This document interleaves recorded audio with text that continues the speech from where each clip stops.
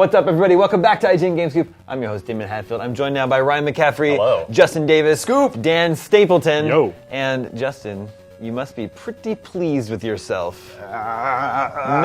Number one article on IGN this week. You know, viewers, we're a digital media company. Traffic is our currency. We do pay very close attention to the traffic our articles receive. There's some friendly competition between editors. You know. Dan's fired. The lowest traffic story of the week. Sure. Probably not. That's how it works. It's like the Hunger Games, but for traffic. This week it was Justin as the winner with his article, Why Core Gamers Hate Free-to-Play. That's not what our website looks like. This is not like this. This is the mobile version does. Oh, okay. Yeah. All right. You should have drawn an A+ on that. Right? He gets a star, a gold star on Put it his up own. on the fridge. You open your article here, Justin, with a question. What if Borderlands 2 was the exact same game as it is today, but it was free? Can you explain a little bit more about what you're saying? Sure. So that's what this started as. I've been playing a lot of Borderlands 2, and that's where the papers go. Yeah. I've been playing a lot of Borderlands 2, and I just wanted an excuse to write about it. And I've been thinking about free-to-play, and I'm like, well, what if it was free? What would it be like? And I thought about an economy like in a game like Diablo 3. Like, what if the game was free? You didn't have to pay for expansions. You didn't have to pay for characters. But instead, you could just buy and sell iridium and guns with other players, and then 2K would take a cut. And what's interesting about this op-ed is I changed my own mind. You're that That's good. how You are good you that are. good. When I started writing it, the first draft of this article was about how awesome that would be and how gamers that didn't like it were silly and kind of wrong. But then I thought about it some more and was writing my counterpoints, and I'm like, you know what? I think I'm gonna go back and make some revisions and come at this the other direction. You know what, other Justin, you have a point. So what it boiled down to me, exactly, other Justin had a point, was even if Borderlands 2 is the same game and it was free, you could ignore all the freemium stuff. Like, intellectually, logically, that's awesome, right? You get a $60 game for free, but people wouldn't be able to trust, it just wouldn't feel the same. People would always be worried about drop rates. They would feel like they were being manipulated. They would feel like 2K or Gearbox were pulling levers to try to like maximize the amount of money that they made. So do you feel like you are against, would you say you're against free-to-play games? Yeah, I mean, and the other caveat I want to make is that the headline, Why Core Gamers Hate Free-to-Play, is just because you can't have a headline that says, with exceptions like games like Dota 2 and Team Fortress 2, it's like, obviously this is a complicated, complex, nuanced issue. And in a headline, that is my thesis statement that most free-to-play games are bad for the core gamer. And I do believe that, yeah. So let's first establish how Ryan and Dan feel about free-to-play games. I will admit there's no upfront cost, and yet I am wary of them. Yeah. Like Tribes 2 Tribes.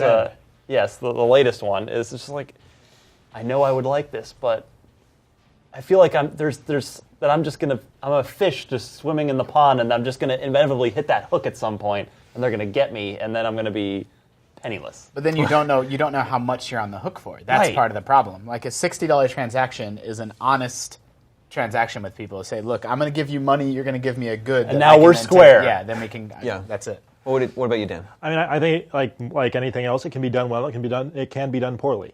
I think Valve right now is absolutely kicking ass in how to do it well. And Valve is in an extraordinary position where it can put these games out there and not expect to make just a ton of money off of them. They're creating a giant community and then kind of naturally monetizing that by putting out a great game that people want to play all the time, and then just letting them pay for, and basically merchandising is what it ends up being, because it's just like extras. Hats. Hats. So- Is that kind of what Angry Birds is? Like, Yeah, you for know, sure. You download those games for free, right? But there's so much Angry Birds merchandising out there. Well, it started Those as are commercials for the toys, right? yeah, the games were $1 and they were even more on iPad. But now I don't think we're going to see a paid Angry Birds game anymore. I think they're all going to be free because they want that game into as many people's hands as they can, and then they're going to sell them toys and T-shirts and backpacks. I'm going to throw a curveball at you here, Damon. I wrote the article, Why Gamers Hate Free-to-Play, but in Free-to-Play's defense, there are certain things that it does better than paid games. Dan's absolutely right, especially if it's done by a company that has really earned a lot of trust from the player community. There's only like one Valve. of those companies anymore, though. Yeah, Valve's really one of the only ones left. Yeah. There are plenty of, well, yes, they have the kind of a sterling reputation. Yeah. And almost, I mean, they had a bad reputation for a while when Steam started up. But anyway, Yeah. there are other companies that are doing it well. I think Sony is doing Sony Online is doing a spectacular job with PlanetSide 2. Riot is doing really good things with League of Legends, even though it's not neither of those games are the same kind of totally free kind of thing as Valve is doing. You have, and now I'm blanking on the name of the Diablo competitor. Path of Exile. Path of Exile, yes. Yeah. Which is another one that does a very generous free-to-play model. So here's the thing: free-to-play works really well in a game where you need, or it's the quality of the game is determined by sort of the quality of the player base. Well, the quality of the player base in MOBAs is very low, but you need a lot of people playing those games. So if you're going to have an MMO, if you're going to have a MOBA, if you're going to have a first-person shooter on PC, it's very, very hard to release those. If you're not Call of Duty, to release those as a paid download. They almost have to be free just because they're frictionless. You can get people in the door, say, hey man, I'm digging this game, download it, play it. They don't need to spend $30. They can just jump in and play. And so that's one thing that free-to-play does do better, but I don't think that cancels out all the negatives. Yeah. But on your point, I'm still on the side of original Justin as far as Borderlands 2 goes, because Borderlands 2 in particular, and any co-op centric game, I think can work really well as a free-to-play game because it can't be pay to win if you're not fighting against other players. Did you read the article? I did, yes. Okay, so. Go ahead. The big problem, it all boils down to trust. It boils down to player trust. If Borderlands 2 were the same game, but free, and then they made money off, people buying and selling Iridium, if you didn't get any Iridium for a while, how long would that have to happen before you started to You were doubt? feeling cheated? You said, I don't know if I can trust it, they're just trying to push me to the store. Even if they didn't change the Iridium drop rate, the idea has been put in your head by the game's business model. So it doesn't matter that it is friendly, it's the nature of the transaction has now put the idea in your head. Now you're thinking about money when you're playing the game. Right. And no one wants to be thinking about money when they're playing a game. Granted, and that is always a big problem. Also kind of the collector mentality, or the completionist mentality, where like you have to have everything. There are a lot of people that just have to have everything or the game is worthless. It's an incomplete game unless I have everything that ever has been made for it or ever will be made for it included in the sticker price. Sure. And like there's going to be no pleasing those kind of people with a free-to-play game. And we play games to forget about our money problems. Yeah, for sure. It's escapist entertainment. Right? Yeah, I mean, it feels gross. It feels gross to be equating real money to fake goods in a game on a regular basis. You know, if that's what the game experience becomes. They always say, developers of free-to-play games always say, you can play through the entire game without spending a dime, right? Yeah. So, but at the cost of your time. Right. So they make the argument that they're not selling power, they're selling convenience. They're speeding you through it. But the problem with that argument is, by definition, in order to sell convenience, there must be an inconvenience. Exactly. So that they themselves created. Exactly. Like, they determined what the leveling up rate was going to be, what the drop rate was going to be. Like, you can grind for this item if you want. And I'm like, but you're the ones that set the drop rate at 0.1%. Yep. So it's like, we can't trust you anymore. Like, that trust between the developer and the player, between the player and the game balance is gone. Yeah, and so like they're designing a game that isn't as well designed as a game that you just paid up front for, right? And then the other thing, like, so Plants vs. Zombies 2 is coming out here soon. It's already getting great reviews, right? It's supposed to be a very from us. good game. You know, that's the first game is... Thanks, Australia. Yeah. First game is universally beloved. I want to play that game a lot. It's like, I wish that, why can't there just be an option? Like, it's a free-to-play game. Why isn't there also an option just buy a $15 version and have everything? Right. I think it's because if you add up all those microtransactions, it's a lot more than $15. Well, they stand to make a lot more money. Eventually it will be, yes. Yeah. But with Plants vs. Zombies 2, I think there's $15 total worth at launch, but they will add on to that. But there's more like there's some consumable stuff, like consumable power-ups that you can... I do agree... Again, another benefit of free-to-play is it lets you operate a game as a service. Like, if you were to just sell people $20 Plants vs. Zombies 2, that's it. But if that's a game that they want people playing for months and years down the line, and look, you've gotten a lot of fun out of it, we want you to keep playing it, now pay $5 to get this more stuff, $5 to get this more stuff, that's a model that really makes more sense with It's just the old razor blades theory. That's exactly right. It applied to video gaming. It's interesting. Ink cartridges and printers. Yep. Yeah. But at the same time, I mean, that is the dark side of it. On the other side of it, you are getting a lot of entertainment for free in games that do it right. Yeah. And actually, Damon, since you bring up the package deal, and Tribes Ascend actually does do that. They have a package that you can buy. I like that. Yeah, I'm in for that. Yeah. So it's not unheard of. People are experimenting with that.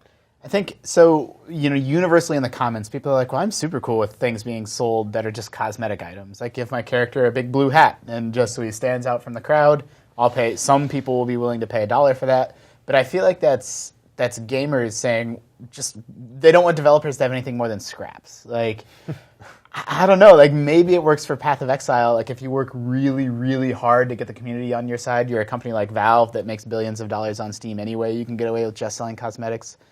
But, like, think about that from a developer standpoint. Like, is that what they want to go to, from selling $60 box goods to begging 1% of your players to pay money for a blue hat? Like, it does seem to work out for them. Yeah, in a if lot it of adds ways. up, Like, then it's- sure. I mean, Yeah. like it just depends on how aggressive they want to be, and oftentimes it depends on how pushy their investors are being, what kind of return they want to see right away. Yeah. If they're willing to kind of take the Valve approach and let the community build up and let people be evangelists for the game, or whether you're just trying to wring what you can out of it. Is it really any better or worse than the model we've seen this console generation with DLC after paid DLC after paid DLC? Borderlands 2 itself being a perfect example of, gosh, there have been it's about $90 worth of DLC. Like maybe is it up that to, we up much, to really? 5 or Yeah. 6 DLCs for that there's game? four. Although now? Borderlands 2 is a model of how to do it right, in that that DLC is big, meaty chunks of Yes. kind of expansionist content. Whereas if you look at something like Except for the paying for level cap Right. increases. But generally speaking, I agree. But yeah, you can probably have spent $100 or more on Easily. on Borderlands 2. So but far. at the same time, if you bought like in the Skyrim old was over $100. That's true. in think the that's true. the old school model, or at least in PC gaming, was to sell the $50 game and then a $30 expansion. Sure.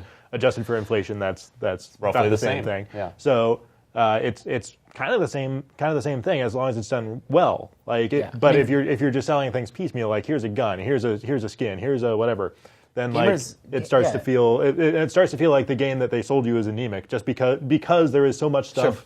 In addition to that, it's like But it doesn't feel that way. Like, that's the reality. Like, the thing about core gamers is that they're, for the most part, a smart, savvy, plugged-in audience that's really hard to fool. They're reading IGN, they're reading other game websites.